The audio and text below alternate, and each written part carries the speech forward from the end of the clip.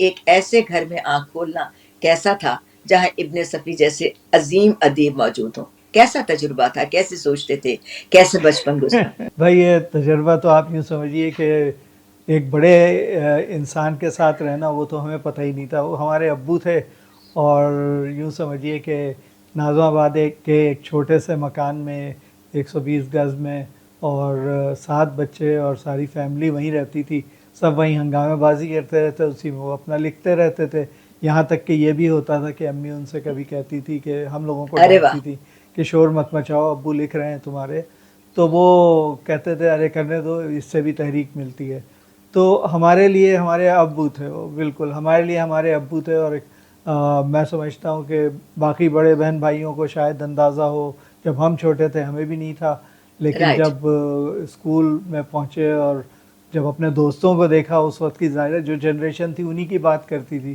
تو چھٹی، پانچویں چھٹی کے بچے بھی ان کو پڑھ رہے تھے اور وہ نئے ناول پہ اور اس پہ اور ان کے کرداروں پہ بات کر رہے ہوتے تھے. تو اس وقت یہ اندازہ ہوا کہ بھائی یہ تو واقعی ایک مشہور شخصیت ہے جن کو سبھی جانتے ہیں. لیکن ہم لوگ تھوڑے سے اس معاملے میں آپ یوں کہیے کہ شائی رہتے تھے، کبھی خود سے نہیں بتاتے تھے کہ ہم ان کے بچے ہیں یا کچھ. ہم سب بہن بھائیوں کا یہ تھا. جب کسی کو پتہ چلتا تو پھر وہ حیران ہوتے تھے کہ بھئی آپ ان کے فرزند ہیں یا ان کی بیٹی ہیں، لیکن خود سے ہم لوگ کبھی بھی نہیں بتاتے تھے.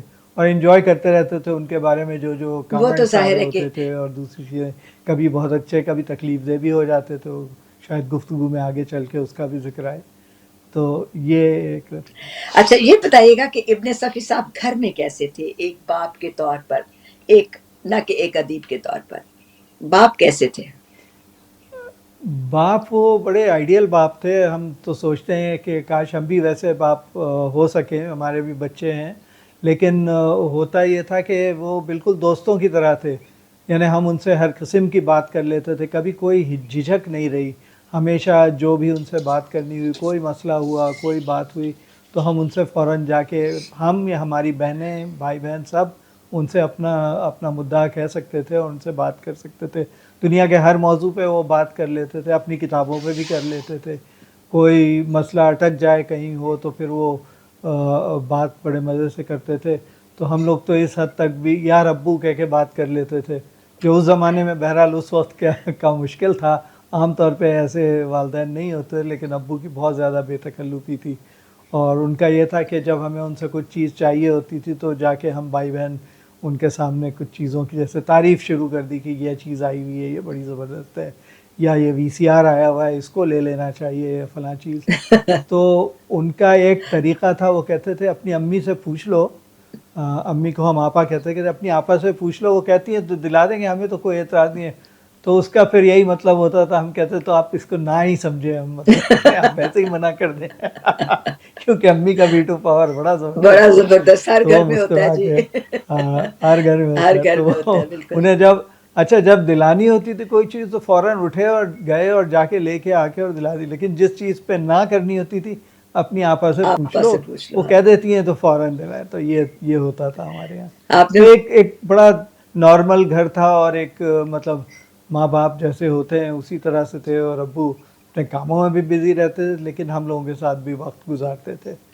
بالکل. آپ نے مجھے بھی میرا بچپن یاد دلا دیا. ہم بھی اپنی والدہ کو آپا ہی بولتے تھے. تو اور اچھا. ان کی بھی ویٹو پاور اتنی ہی تھی جتنی آپ کی آپا جان کی تھی. بالکل بالکل بالکل. اچھا یہ بتائیے گا، کبھی آپ نے سوچا ہے کہ آپ کے والد کی کوئی سی عادت یا کوئی ایسی بات جو آپ کی شخصیت میں سب سے زیادہ منتقل ہو گئی ہو؟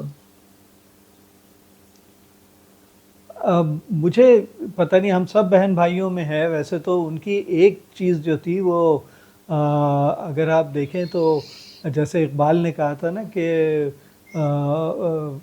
اگر دوستوں کی محفل ہو حلقہ یاراں تو بریشم کی طرح نرم، بزم حق و باطل ہو تو فولاد ہے مومن. اولاد ہے تو مومن، ان کا بالکل. اسٹائل بھی یہی تھا کہ یاروں کی محفل میں وہ بہت زیادہ پرلطف گفتگو کرنے والے، اور سینس آف ہیومر ان کا جو تھا، حصے مزاح بہت تیز تھی. تو میں سمجھتا ہوں کچھ نہ کچھ مجھ میں بھی منتقل ہوئی، اور میرے سب بہن بھائیوں میں ہے. اچھا، اگر ویری آپ گڈ. ہمارے ساتھ بیٹھے، پورے گروپ کے ساتھ بیٹھ جائیں تو پھر وہ کہتے ہیں نا محفل زعفران. اچھا جی، اب ابن صفی صاحب کی تو بات گفتگو ہو گئی، چلتی رہے گی ساتھ ساتھ. اب آتے ہیں احمد صفی کی طرف. تو آپ کی ادبی شروعات کیسے ہوئی؟ یہ ایک فطری عمل تھا یا کوئی شعوری فیصلہ تھا جو آپ نے شروع کیا، لکھنا لکھانے کا عمل شروع ہوا؟ اصل میں میں نے کبھی سوچا نہیں کہ ان سب چیزوں کو جمع کیا جائے، بہت زیادہ ہو گیا ہے.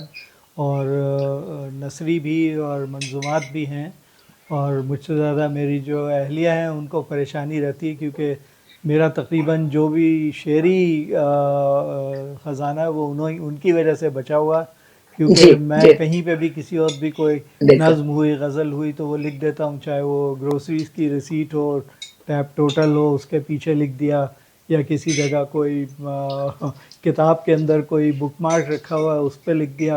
اس کے بعد وہ بیچاری سمیٹتی پھرتی ہے کہ اس کو ڈائری میں لکھیے، کسی اچھا. جگہ لکھیے. تو پھر اب تو موبائل میں منتقل ہو جاتا ہے، لیکن یہ کہ اسی طرح سے بچا ہے، ورنہ تو پتہ نہیں بہت ساری چیزیں تو شاید لاپتہ ہو چکی ہوتی. تو انہی سے امید ہے. ابھی پچھلے دنوں نہیں بھی میں بات کر رہی تھی کہ اب اتنا ہو گیا، اب آپ مجھے ایک کام دیں، میں جمع کرتی ہوں اور چھپوا دوں گی میں اس کو. میں کہا چلیے، میں پھر آپ بتا دیجیے گا کہ تقریب رونمائی کہاں ہوگی، میں واہ آ جاؤں گا. وقت اور مقام یہ بھی جلا دینے والی عادت جو ہے یہ بھی کہیں نہ کہیں سے آئی ہے، تو آپ سوچ لیجئے. واہ واہ واہ، تو بہت خوب بہت دیکھیے، خوب بہت خوب. تو آپ کی تحریریں کافی معتبر جرائد میں شائع ہوتی بھی رہتی ہیں، لوگ جانتے بھی ہیں آپ کو، لیکن ابھی تک کوئی مجموعہ نہیں شائع ہوا کیا؟ ابو کی کتابوں کا تو خیر جانرا الگ تھا بالکل. تو وہ جاسوسی ناولز جو تھے وہ نکلتے تھے، اور ان کے آپ کو پتہ ہے آن ریکارڈ اس وقت 150 نقال ہیں جنہوں نے ان کے ہی کرداروں کے اوپر تباہ آزمائی کی. لیکن یہ دیکھنے والی بات ہے کہ کون میدان میں جم سکا. کوئی بھی نہیں جم سکا بیسکلی. ابھی بھی ابو کے اوپر تو بہت ریسرچ ہو رہی ہے، بہت سارے کام ہو رہے ہیں، لیکن اور کسی کا نام اس میدان میں ایسا نظر نہیں آتا جسے کوئی اتنی شہرت یا اتنی یعنی اہمیت ملی ہو. تو وہ تھا. لیکن ایک جو چیز جب آنا لائبریریاں اس وقت شروع ہوئیں، اور اس طرح سے لوگوں میں ایک عام ادب کا ایک ذوق پیدا ہوا، تو اس میں ان جاسوسی ناولوں کا بھی حصہ تھا، اور چھوٹی چھوٹی اور جو چیزیں تھیں ان سب کا حصہ بھی تھا. اسی زمانے میں پھر یہ ڈائجسٹ نکلنا شروع ہوئے، اردو ڈائجسٹ اور سیارہ ڈائجسٹ. اس کے بعد لوگوں نے اردو اور سیارہ کی ایک خاص اسٹائل تھا، جیسے انگریزی کا ریڈرز ڈائجسٹ ہوتا تھا اس طرح کا، انہوں نے تھوڑا سا اس کو تبدیل کیا، اس میں تراجم کو ڈالا اور دوسری کہانیوں کو ڈالا، اور پھر ہر قسم کا ہی ڈائجسٹ نکلا، سسپینس، جاسوسی، عالمی، بہت سارے ڈائجسٹ آئے اور وہ مارکیٹ میں تھے. وہ بھی ان آنا لائبریریوں کے چلنے کا ایک ذریعہ بنے، اور اب بھی ظاہر ہے کہ نکل رہے ہیں، لیکن میرا یہ نہیں خیال کہ اتنے زیادہ مقبول رہ گئے ہیں. لوگ پرانے شماروں پہ زیادہ وہ کرتے ہیں. نکل رہے ہیں، اب بھی نکل رہے ہیں، لیکن اتنے زیادہ ان کو میں دیکھتا نہیں، یا شاید میں خود نہیں پڑھ پاتا ہوں، تو یہ وجہ ہو سکتی ہے.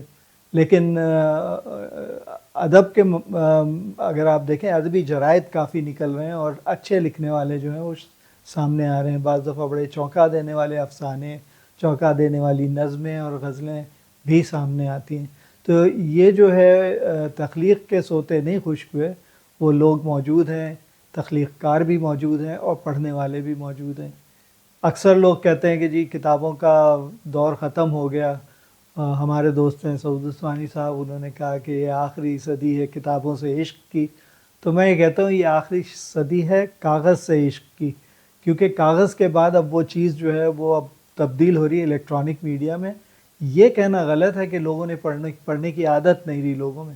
ہاں، وہ یہ پوچھتے ہیں کہ اس کی الیکٹرانک فارم مل جائے گی کیا، اس کی ایک برقی کتاب مل جائے گی اس کی کہ ہم پڑھ سکیں، کیونکہ عادت ہو گئی ہے. موبائل پہ پڑھتے ہیں، آئی پیڈس پہ پڑھتے ہیں. میں خود ایک زمانے میں سفر کرتا تھا، 3 4 5 کتابیں ہوتی تھیں، ان کا وزن ہو جاتا تھا. اب اگر میرا آئی پیڈ ساتھ ہے تو مجھے انٹرنیٹ چاہیے صرف، جو دل چاہتا ہے جہاں سے وہ مل جاتی ہے چیزیں ڈاؤن لوڈ کرتا ہوں اچھی اور پڑھتا ہوں. یہ ای بکس ہیں وہ پڑھ لیتا ہوں. تو موڈ چینج ہو گیا ہے. اور اسی طرح سے جو لکھنے والے ہیں وہ ان کا لکھنے کا جو میڈیم ہے وہ بھی بدل گیا ہے. اب وہ کاغذ پینسل لے کے نہیں لکھ رہے ہیں، وہ ٹائپ کر رہے ہیں، چاہے موبائل پہ ٹائپ کر رہے ہیں، چاہے کہ اور اچھا ادب تخلیق ہو رہا ہے. میں تو یہ سمجھتا ہوں کہ ادب زندہ ہے اردو کا، اور اگر آپ کسی اس میں آئیں جو بک فیئرز ہوتے ہیں وہاں پہ آپ دیکھیے کھوے سے کھوا چل رہا ہوتا ہے، چاہے لاہور ہو چاہے کراچی ہو. ہاں اول اول وقت نہ جائیں، صبح صبح دوپہر شام کے وقت آپ جائیں تو آپ دیکھیں گے کہ ہزاروں لوگ ہوتے ہیں، اور ویکینڈ پہ تو اگر وہاں پارکنگ کی جگہ ہے تو پارک کرنے کی جگہ نہیں ملتی.